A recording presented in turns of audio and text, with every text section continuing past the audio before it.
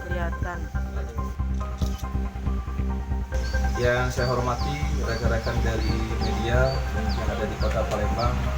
Pada kesempatan pagi hari ini kami dari Polsek Gandus akan melaksanakan rilis terkait masalah pengungkapan kasus oleh tim Bulut Polsek Gandus. Sebelumnya kami sampaikan tim Bulut itu adalah singkatan, ya. Kepanjangannya Begal Seluruh Penjahat. Jadi itu dipimpin oleh Kanit Reskrim dengan jajaran anggota Reskrim. Tugasnya apa? Ya, tugasnya jelas sesuai dengan judulnya, sesuai dengan namanya. Intinya menangkap setiap pelaku kejahatan yang ada di wilayah hukum Polsek Gandus.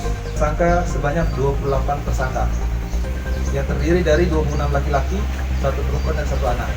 Adapun rinciannya dari pengungkapan kasus tim Bulut ini antara lain narkoba sebanyak 6 kasus dan 12 tersangka, C3 curat, curas dan curat mor sebanyak 7 kasus dengan 7 tersangka, 5 laki-laki, 1 perempuan dan 1 anak.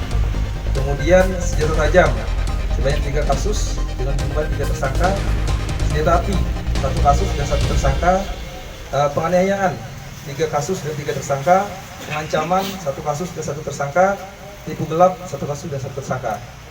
22 kasus ini sebagian ada yang sudah kita kirim ke kejaksaan untuk proses lebih lanjut.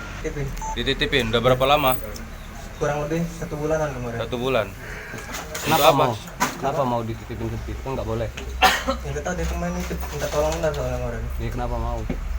Ya mau nggak teman juga tadi pak. Pernah digunakan untuk kejahatan nggak? Nggak pernah.